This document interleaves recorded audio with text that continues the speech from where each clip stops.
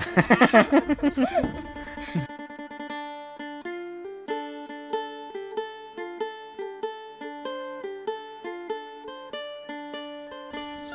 อาน้ำหลายเนาะ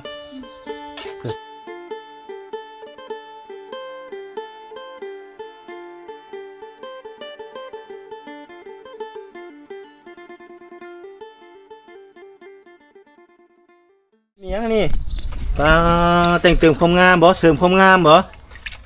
พูดตรงนั้นน้องมิก กำลังแต่งเติมความงามเอาเวียนมาแต่ใส่นี่ฮะเวียนไผเวียนเอื้อยบ่เวียนอยู่เฮือนใส่ผมดูหน้านั่นไปกินนี่สั่งมาโตงามขึ้นแล้ววันนี้เนาะเป็นสาวแล้วพี่น้องไอ้วันนี้เอาลึกแล้ววันนี้เนาะ ไม่เลย เบิ่งหุ่นหลานจะจากโน่นเลยได้ไหมอลิศ ปิ้ว ว่าจะเบิ่งหลานใช่ปะ ไปเตะคุณเฮยจ้ะ จากโน่นได้น่ะเนาะ ปละ น้องสาวน้องสาวก็เฮ็ดงามน้องสาวมิกก็ได้โอ้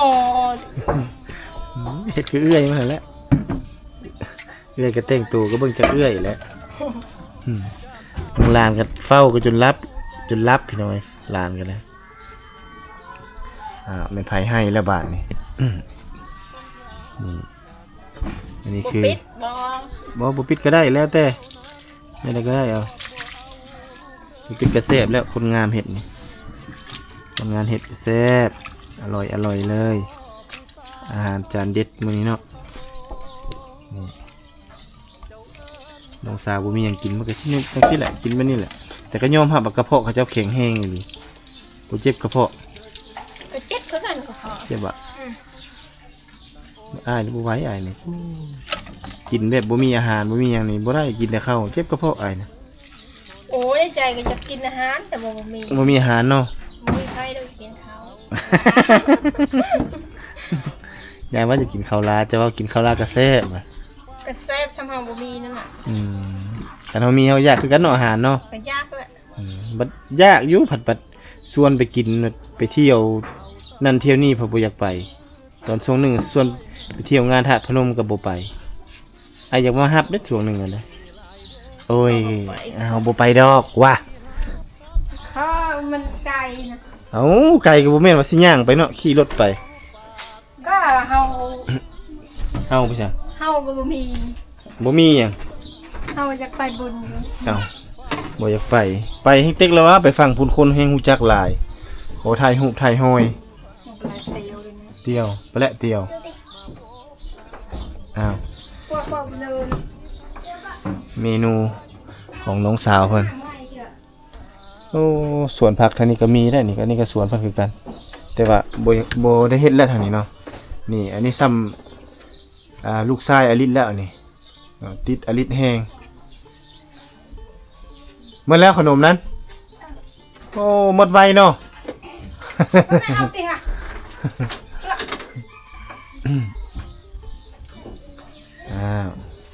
มุมเก่ามุมเดิมที่เก่าที่เดิม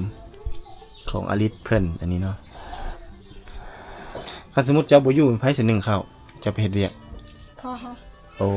อีพ่ออันนี้เราไปลิ้นบ่คือบ่เห็น นอน เอ้านอนอยู่ไส นอนอยู่กลอง อยู่กรองอยู่ไสอยู่กรอง ชม อยู่ซ่วม ส้มอันนี้ ห้อง เป็นห้อง อยู่ห้องเอาเราบ่สบายบ่ บ่ เอาแล้วคือนอนคักแท้ เราบ่ได้เฮ็ดเวียกเราก็แบบนั้น ปกติเราต้องออกมาลิ้นนำออกมาถามข่าว ยันเราไปแล้วก็เข้าใจ เราบ่อยู่มีแต่ว่าพ่อนอนไผหอนๆอันนี้ไปนอนได้ ตอนที่เจ้าหมาเราก็เห็นน่ะ โอ้เราไปแล้วเราไปลิ้นแล้วคันบ่ซันเราออกมาหาแล้วอีพ่อนะแม่นบ่ ก็ถามค่อยไอถามมิกบ่แฮงล่ะพ่อไปไสว่าไปลิ้น บ่ได้ดูแชร์คอมเมนต์ ไสเราไปลิ้นเนาะกล้องนี่ก็พอดีกล้องแบบหน้าตาอลิศก็แบบละมุนเลยนะละไม้ละมุน มุน เนี่ยกะลีแหละ นึกจะได้ เวลายิ้มมีเสน่ห์พี่น้องเสื้อตัวนี้แม่นเสื้อขาประจำตัวนี้เนาะเสื้อขาประจำความงามของน้องสาวเพิ่นจะมีเสน่ห์แบบเป็นเอกลักษณ์ของน้องเพิ่นเลย โดยเฉพาะเลยคนงามตัวงามแต่ข้างในสู่ภายนอกไปหน่อย ปลานี่ก็มวกเลยเนาะ มื้อหน้าพาไปหาสามสาวเผาตะโอยไปปะ ไปสุดทุกคน เจ้าเคยเห็นบ่ขัวแกงอะลองเคยเห็นปะขัวไม้ยาวๆนะ อ๋อบ่เคยเห็นเป็นในโทรศัพท์อ๋อเขาบอกครัวอลัง เขาว่าขัวแกงอะลอง นั่นแหละ อลังบ่ อันนั้นแหละอยู่เมืองนองนะอยู่บ่อนอายุเลย นั่นนะครัวนั่นนะเหมือนโมเมนต์มั้ง เอาผัดบ่แม่นแล้วได้บ่เชื่อบ่เชื่อให้เบิ่ง โมเมนต์สามสาวนึงอายุแกงอลังนะ บ่สามสาวบ่ได้อยู่แกงอะล เขา อง ผู้ชายรูปอยู่นั่นแหละ อ้าวอยู่ไสไทยห่มอยู่นั่น กูเห็นรูปเขานะตัวนั้น ยังบ่เคยพาเขาไปเที่ยวจักเทื่ออยู่นั่น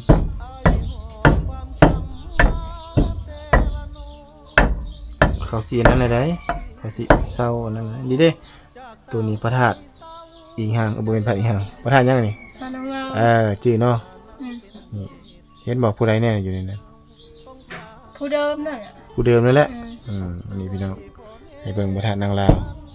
ตอนบรรทุกไปถ่ายเจ้ากระถ่ายบ่แบบนี้ ใช่ ถ่ายบ่ถ่ายมุมนี้เลยบ่ มุมยืน มุมยืน อืม โอ้ไปถ่ายมุมยืนจะถ่ายมุมตั้งแบบนี้นี่ได้ขัวอันนี่บนเมืองนองเลยนี่ มีครัวนะ บ่เป็นขัวอยู่เทิงพุ่นนี่แกล้งอะล่องอันนี้เป็นแกล้งตัวนี้ แกง แกล้งอะลองแกล้งอะลองแกล้งอะลองอะลองแกล้งนี่ใส่ละเบิ่งขัวนี่ได้ใส่เบิ่งขัวแกล้งอะลองอยู่ใส่เนาะบ้านนี้บ่เห็นละพี่น้องเอ้ยนี่ขัวแกล้งอะลองแต่ว่าสิถ่ายแบบนี้ประมาณนี้แต่บ่ถ่ายอยู่ในขัวนี่ถ่ายอยู่เทิง มีครัว ขัวไม้ได้ เอาคลิปว่าครัวนี่ ฮะขัวนี่เลยก็เป็นไม้ไผ่เขาเฮ็ดข้ามซีเลยข้ามแม่น้ำใหญ่ๆเลยแล้วก็เอารถไต่ได้ เป็นรถใหญ่ไปได้ ไปได้ มันหัก บ่ฮัก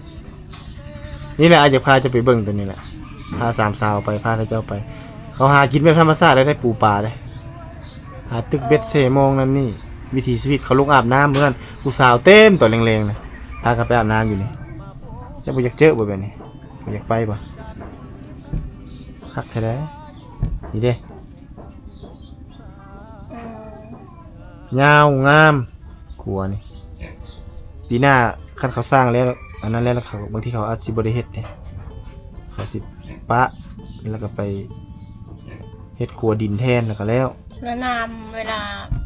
ฝนตกก็น้ำมาท่วมบ่ครัวนะ บ่ท่วมนี่อายอยากชวนเจ้าไปนะแต่ว่าเจ้าบ่ไปนี่ธาตุพนมนี่เห็นบ่ อืม งามบ่ งาม เนี่ยนั่นแหละอยากให้เจ้าไปนี่นี่มีอ้ายก็ไปนี่สามสาวนั่นก็ไปนี่นี่อ้ายก็อยากให้เจ้าไปเปิดหูเปิดตาได้ไปเที่ยว ครับปลดอยู่นั่นก็พอแล้ว เปิดอยู่ไส ปลดอยู่ทางต่างๆก็พอแล้ว เปิดอยู่ทางละครนี่แล้วพาไปกินอาหารแซ่บๆนี่ไอ้เลี้ยงเองนี่นี่แล้วก็พาไปเที่ยวสวรรค์เขตนี่ลาวเจริญบนไทยฮู้บนหยังมันมีเมิดบ่อนลินบ่อนเที่ยวอยากให้เจ้าไปเปิดหูเปิดตาหลายๆบ่อนหลายๆที่โอเคแต่หน้าไปไหมปีหน้าอีกเนาะ หัวเปิดตัวเป็นยัง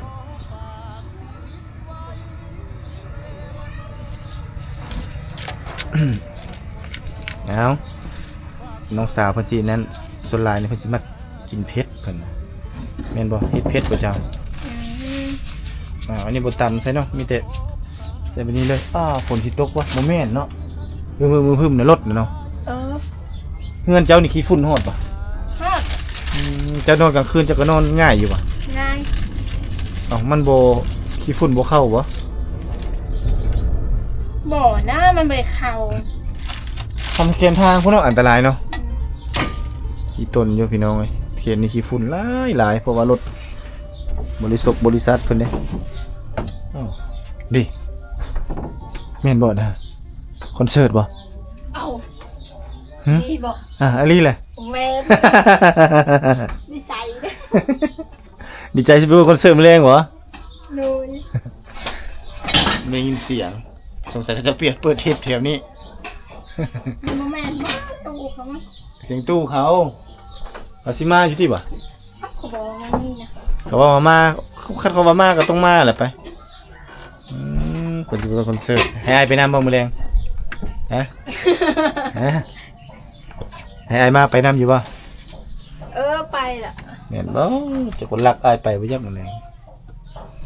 แบบสิเฮ็ดคลิปเด้เฮ็ดคลิปพาลิไปเบิ่งคอนเสิร์ตสิล่ะเขาแสดงหยังแน่อยู่ในนั้นฮู้บ่ แสดงล โอ้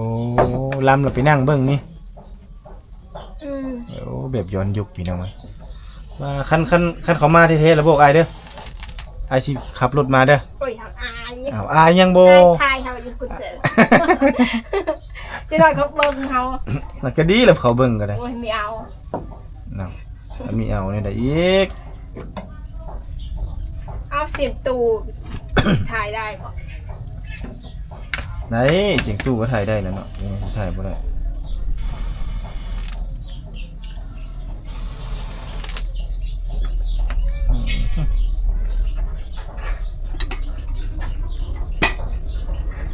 เบิ่งอลิสคือดีใจขนาดว่าสิได้เบิ่งคอนเสิร์ตอันนี้มันเป็นคอนเสิร์ตยุคแต่สมัยเก่าๆแต่แบบอายยังน้อยอันนี้ฮะแต่เจ้าก็แบบบ่เคยได้ไปทางใดล่ะเจ้าคิดว่าซ้ำนี้ก็คักแล้วแม่นบ่ม่วนแล้วแม่นบ่ ม้วนมันมีสไลเดอร์นะ โอ้เจ้าจะเห็นแบบนั้น โดย จะเห็นแบบนั้นสิบ่ได้ยากเจ้าจะขึ้นขี่พร้อมไว้สิพาไปขี่พร้อมสไลเดอร์นั่น ขี่อยู่เฉลย ฮะ ขี่อยู่เฉลย งานบุญ โอ้ยเฮาบอกเฮาเบิ่งซื่อ อ๋อถ้าเบิ่งโลดแบบสไลเดอร์ซิงซาก็ขึ้นได้เด้อยู่ไทยยังอึดบ่ได้อึดอยู่ไทยม่วนคันไปไทยนะพาไปเที่ยวประเทศไทยนะให้มาฮับแล้วก็ไปให้เขามาฮับเอาอยู่ด้านนี้ฮับอยู่ด้านนครพนมนี่แล้วก็พาไปเที่ยวนครพนมอ๋อสุดยอดความม่วนแล้วแหละอลิศเอ้ยเจ้ายังบ่ฮู้อยู่บ่แม่นพาไปนี่อื่นเนาะพาไปเปิดหูเปิดตาเนาะพาไปเบิ่งวัดวาศาสนาไปเบิ่งประเทศเขาเจ้าบ่เคยไปเด้ถ้าแค่เคยไปบ่เคย ๆบ่เคยจ้ะ แน่อยากไปบ่ถ้าคอกถ้าแค่ประเทศไทย บ่ บ่อยากไปเนี่ยบ่อยากไปมีแต่นี่เบิ่งอันหมอลำเลืองมานี่ อยู่ในนั่นแหละเนาะจ้างเขาเบิ่งแล้วเนาะปีนึงเท่าไหร่ ฮะ30 30,000บ่ อืม โอ้ปีนึง50 บาทพี่น้องเอ้ยเพิ่นเอาลุ้นนะเอาผ้าบัตรกูแบบมัด อันนั้นน่ะตากมันนั่นน่ะ กูแบบมื้อนั้นบ่ให้ไปเห็นเคยบ่เจ้าเคยไปเจาะเบิ่งบ่ เฮาตอนนั้นเฮาไปเจาะเฮาบ่มีเงินเด้ จะเห็น เฮา อะไร ขึ้นกกมาค้าง เบิ่งคอนเสิร์ตนะ เห็นบ่แหละ ก็เห็นน่ะ สมัยอ้ายก็คือกันขึ้นต้นมะขามคือเจ้าน่ะบอกก็ไปเจาะหูนั่นแหละเจาะผ้าบัตรเขาน่ะเจาะก็ส่องเบิ่งเขาไม่เห็นเขาก็ไล่เลยเขากลาง2ชั้นบ่ได้ผ้าบัตรอะไรชั้นที่1ชั้นที่2เนี่ยเขากลางเขาย่างคนเจาะเบิ่งเลยโอ้เจ้าขึ้นต้นมะขามพุ่นน่ะเบิ่งเนาะ เบิ่งจนจบบ่ บ่จบเมื่อย เนาะยุคอลิศพี่น้องเอ้ยขึ้นต้นมะขามเพื่อจะเบิ่งคอนเสิร์ตอันนี้น้องเบิ่งน้องนี่ก็ดีมกดีใจหลายที่ว่าคอนเสิร์ตสิมาเนาะแต่ว่าบ่ฮู้ว่ามาแท้หรือบ่ได้ยินเสียงเพลงเมื่อกี้นี่ดีใจขนาดเลยปกติแหละก็จะ ผม พา เห็นอยู่บ้านทองแบงคนเชิญเขาบอก มื้อใดมื้อนี้ เมื่อคืนนี่นะเขาตัง บ่อยู่กับโตกะเตาะอยู่ห้องการบ้านเขาทางไปวิระอ้ายมาแต่นั่น เจ้าเห็นบอกเครื่องบอก ก็เห็น เครื่องมีบอก ก็เห็นคนเขานะมันมีผู้สาวมีซั่นล่ะเขามากินตำมาสั่งตำอยู่ศูนย์ไฟฟ้ากระโต๊ะนั้นพอดีไอ้มาแต่ห้วยเฮ็ดแล้วพอดีเห็นแล้วถามเขาว่ามีคอนเสิร์ตบ่วะสิไปเบิ่งเด้อมื้อแลงว่าโอ้มาโลดครับบอกลงอยู่กระโต๊ะนั่นแล้วเมื่อคืนแต่ว่ามื้อนี้เขาเว้าเห็นบ่เขาติดใบปลิวนี่ เห็น ตามทางเด้เขาเว้าว่ามื้อนี้มาลงนี้ลงอยู่ไสโรงเรียนโอ้มาคันว่านั้นเสือคันเขาติดแล้วหรือต้องมาน้องสาวบ่จิตได้เบิ่งคอนเสิร์ตก็คักถ่ายเอ้ยจังคัก อ้ายมาถ่ายเจ้ามือ ไม่เอา เอาบ่เอานี่ได้อีกถ่ายคลิปพาลิศเพิ่งคอนเสิร์ตครั้งแรกเนาะ เนี่ยมาคำว่าเขาไม่ได้ขายเครื่อง โอ้แม่นแหละ เขาไม่ได้ขายเครื่องชงแบบนั้นไม่มีนะ เขามีแต่เฮ็ดคอนเสิร์ตซื่อๆแล้วให้คนเข้าเบิ่งเด้อ โอ้ยแบบนั้น ขายข้าวต้มขนมมาแล้ว ที่มาขายเครื่อง โอ้แบบอยากให้มีขายเครื่องพร้อม อืม อาจจะไปเลาะซื้อเครื่องนั้น เออ คันนั้นจะไปซื้ออยู่วิลอกวิละพุ่นเอ้ย ที่พ่นลายไปเวลา เนาะเบิ่งอ้ายก็จะปอดอย่างแห้งล่ะปอดสิแห้งล่ะขี้ฝุ่นกะละพวกรถเอาแท้เอาว่าอะไรพี่น้อยมาหาลิฟต์นี่โอ้เส้นทางมาบ่เป็นง่ายเด้ขี้ฝุ่นหลายเพื่อสิฮอดพี่ลงบัวละพานี่แฮงบ่ได้เลยพี่น้อยต้องได้ไปทางลัดเนาะทางแบบรถใหญ่บ่เที่ยวอะนะทางใหญ่นี่มันไปบ่ได้ต้องได้ไปทางน้อยคือจังบ่ตุกมาวานนี่ก็ได้มันก็จะได้กินบ่ดิ ไม่ได้กินนะ ได้กินอยู่เพิ่นว่าเนาะพอได้อยู่พอได้กินอาหารบ้านเฮาคักเนาะเจ้าบ่ผัดหม้อนะว่าเจ้าบ่ผัดหม้อนะฝาหม้อนะงามเนาะขาวสะอาดว่าเจ้าเฮ็ดเนาะเบิ่งนี่พี่น้องเบิ่งฝาหม้อดิแบบเลื่อมคักอันนะเจ้าผัดนะเรียบเขาเอิ้นว่าคนฮักความสะอาดแบบนี้ ความสะอาดเนื้อดอก กะอะลีแหละแต่ว่าหม้อนี่คือดำได้บ่ได้พัดเลยบ่หม้อนี่ บ่ ฟัดแต่ฝาหม้อมาแล้วควันมาแล้วเสียตาครั้งหนึ่งในชีวิตก็อยากพาอลิศไปเปิดหูเปิดตาอยากพาอลิศไปเที่ยวบัดเพิ่นบ่มักไปพี่น้องบ่ค่อยไปคันว่าหลายๆคนนี่มาลิ้นน้ำแบบมาหับไปเที่ยวตัดสลอกเชียงลือนี่ไปบ่ ไปหมูเขาเลย ไปกับหมู่เอากระบอกอะชวนหมู่ไปนำไปบ่แบบนั้น ไปแบบนั้น ไปสิไปผู้เดียวก็แบบอ้ายก็มีเอาทีมงานนายมาแล้วก็ ไปเที่ยวเจ้าก็เป็นนางเอกเฮ้ย อายกับทีมงานนะมึงปุ้ย เอาอ้ายเฮ็ดหยังเว้า โอ้แบบนั้นมัวมาไปหรอกแล้วเลยแหละ บ่ไปก็อ้ายก็มีหมู่พามาอยู่มีผู้หญิงคือกันเอาสามสาวเผาตะอุ้ยมาหาถ้าเจ้าสิเว้าเข้าใจกันบ่เนาะอลิ โอ้หาหลัง เอ้าบางที่คือแบบปลาเนี่ยเขาเอิ้นเสียเสียเ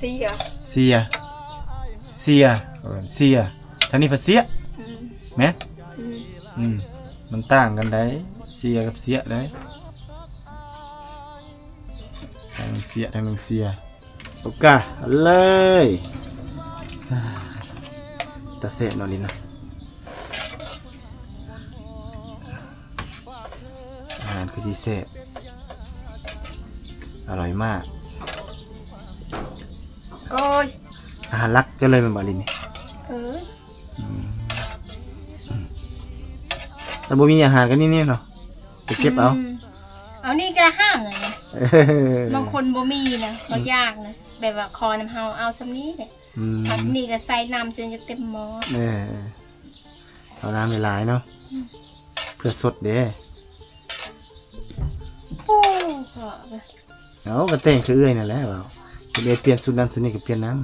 ำอย่างงามคือเอื้อยเนาะก็มาเรง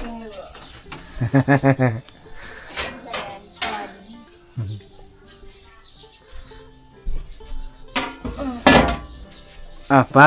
บาทนี่อันนี้เป็นเตรียมพร้อมแล้วอาหารโอ้ใส่มีแม่น้ำเนี่ยสดๆเนี่ยเสพได้ไหนดิเด้เราถกน้ำใส่ให้มดแม่น่ะโอ้เสียดายของเลยเว้ยไผ่บ่มักน้ำเนาะเอานั่นเลยมั้ยบ่ได้แซ่บดอกแซ่บไปใส่ก็แซ่บระดับนางเอกตลอดกาลเฮ็ดอยู่เฮ็ดกินก็สุดยอดแซ่บเท่านั้นแล้วแกงผักเน่ามาแล้วพี่น้องอาหารบ้านป่า นี่ง่ายๆเพิ่นเฮ็ดเนาะก็คือใส่เกลือเป็นนัวหมกเผ็ดแล้วก็น้ำเตี้ยวบอยลงแล้วก็แล้วมาทำไมมิกสิไปไสอันนี้มิกสิไปไสฮะสิไปหากินบ่ไปลิ้นอ้าวกินแหละจ้านั่นล่ะคนงามเฮ็ดกินพี่น้องเอ้ย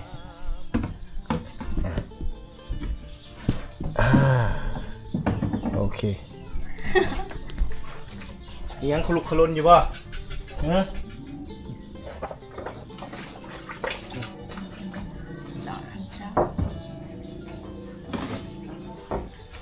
มาแล้วมิกินข้าวนี่มิโอ้โหโตมาทำผู้ชมมาซิมเด้อมาซิมฝีมือเด้อนี่เด้อซิมฝีมือเก่งอันนี้ของน้องอลิศเพิ่นเนี่ยมื้อหน้าก็สิคั่วใส่ไข่ให้กิน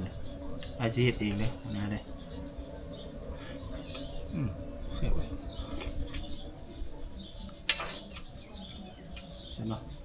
กินได้ไหมกินน้ำกันเลยเราใช้ละหลานจ้ะไปน้องนะ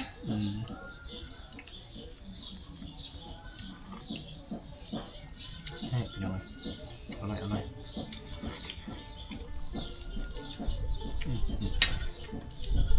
ดีอันนี้ครับเวลาน้องสาวเพิ่นบ่มีอาหารเพิ่นก็จะพักเน่านี่แหละเนาะมาแกงกินคือจังซี่นะครับไปเฮ็ดเวียกแต่ถ้าสมมุติคือเฮาเจ้าค่อยหรือว่าคนทั่วไปอยู่ในเมืองที่เคยอาศัยในเมืองก็อาจจะกินแบบนี้ตลอดบ่ได้แต่น้องเพิ่นนี่กินทุกคาบได้บ่ได้นี่คือข้อแตกต่างนะFC บอกว่าจะน่าบุญหลายกินแน่เอาไปโบจ้ะ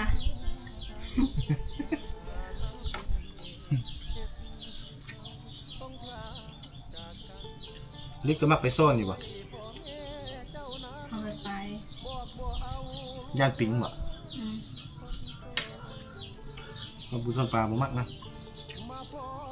ย่านปิงหั่นไปแล้วใส่ละลานจะผู้ยะเข้านะไปลิ้นแล้วบ่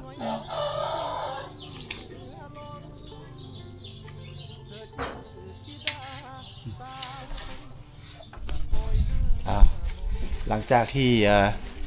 ได้ถ่ายคลิปตามติดวิถีชีวิตของน้องสาวเพิ่นเนาะก็หลายคลิปผ่านมาหรือว่าในหลาย EP ผ่านมาพี่น้องสำหรับ EP นี้เนาะตุกก็สิได้เดินทางกลับเมืองนองแล้วพี่น้องเนาะเพราะว่าออกจากบ้านนี่ก็หลายมื้อแล้วที่ก็เดินทางออกมาก็สิฮอดอาทิตย์นึงอาทิตย์แล้วบ่ที่เดินทางออกมานี่แล้วมื้อนี้ก็สิได้เดินทางกลับก็สิได้อำลาพาจากเนาะลำลาน้องสาวเพิ่นน้องสาวคนงามมื้อหน้าจะสิมายามน้องสาวเพิ่นใหม่อีกสำหรับมือนี้ก็รบกวนน้องสาวเพิ่นหลายแล้วมีหยังนี่ทางเน่าให้ไผให้เจ้า ให้อ้ายบ่ให้อ้ายมากินบ่โดยขอบใจเด้อนี่อันนี้คือผักเน่าที่น้องสาวเพิ่นเก็บมาเนาะภาษาไทยเรียกว่าผักสะอมตัวนี้เนาะเอาไปแกงใส่ปูใส่ปลากระแซ่บหรือว่าแกงใส่หน่อไม้หรือว่าคั่วใส่ไข่ทอดใส่ไข่กระแซ่บอันนี้เนาะขอบใจน้องสาวหลายๆเนาะเมื่อก่อนเด้อมิกเด้อจูเด้อยินป่ะไอเมื่อก่อนเด้อโชคดีเด้อแม่บ่าวเบิ่งเดินทางปลอดภัยเด้ออ้ายสิเด้อไปละเหงาเมื่อก่อนเด้อจูเด้อมื้อหน้าจะซื้อขนมมาฝากใหม่อีกเด้อเมื่อก่อนเด้ออลิศโดยน้องสาวคนงามผู้จบผู้งามสาวบ้านใหม่บางเงือกพี่น้องก็บอกอ้ายดูแหละเดินทางปลอดภัยเด้ออ้ายสิเดินทางปลอดภัยเด้ออ้ายยิ้มเลยไหมยิ้มมาเนี่ยยิ้มไปยังยิ้มเราก็ยิ้มใส่กล้องนี่เด้อสินะเอาบายยิ้มพ่อแม่บายสินะเอาหน่อยไหมเอาบายสิมือเลยเนี่ยเอาลงเบิ่งเนี่ยบายสิเชื่อนี่นะบายยิ้มพ่อแม่ยังวะยิ้มบ่อยต้นขี้อายพี่น้องผู้น้องก็อยากนอนหลานก็อยากนอนแหละอยากนอนได้ไหนเอาหลานไปนอนเด้อไอ้กับก็เด้อบัดนี้เด้อดูแลรักษาสุขภาพตัวเองดีๆน้องมื้อหน้ามายามไม่เพิ่นก้นมันส่วนที่1ส่วนที่2หวังว่า อีกส่วนที่1ส่วนที่2บางทีได้มาช่วยเนาะเดี๋ยวสิมากระสีหอมซื้ออันหำเบ้มาก่อยอีก กินบ่ก่อยหำเบ้ บ่ บ่บ๊ายบายกลับก่อนมานี่เดินทางกลับก่อนกับปะน้องสาวเพิ่นก็บัดนี้เนาะเดินทางกลับก่อนพี่น้องเอ้ยช่วงแดดเลยได้ช่วงนี้ได้มันตกอยู่ประมาณเกือบ1 โมงเนาะประตูก็จะได้เดินทางกลับปะแล้วบัดนี้ขอบใจน้องสาวเพิ่นหลายๆสำหรับของฝากของต้อนเนาะมีอย่างหลายมีแหละน้ำใจเล็กๆน้อยๆที่น้องสาวเพิ่นมอบให้ประตูขอเดินทางก่อนพี่น้องเอ้ยจังได๋ก็ฝากท่านผู้ชมไปติดตามเส้นทางการเดินทางเพื่อเป็นคนละกำลังใจเนาะฝากเข้าไปกดติดตามกดไลค์กดแชร์ส่งวิธีลาของประตูเพื่อให้ประตูนี้มีกำลังใจไปถ่ายคลิปวิถีชีวิตหรือว่าวิถีชีวิตของสาวลาวบ้านป่าแบบนี้เอามาให้ท่านผู้ชมได้ติดตามรับชมพบกันใหม่คลิปหน้าสำหรับคลิปนี้ประตูขอกล่าวคำว่าสบายดี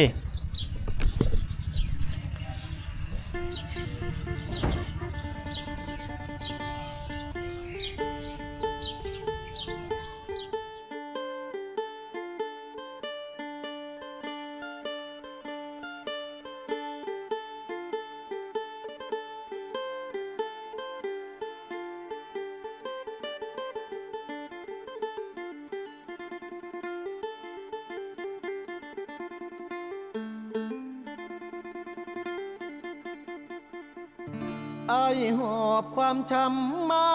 เซละโนหลายปีหม่นหมองจากสาวไทยเศร้าใจรำพันถ้านับเป็นเหตุเฮ็ดให้เฮาต้องพลาดจากกัน ด้วยพ่อแม่เจ้านั้น บอกบ่เอา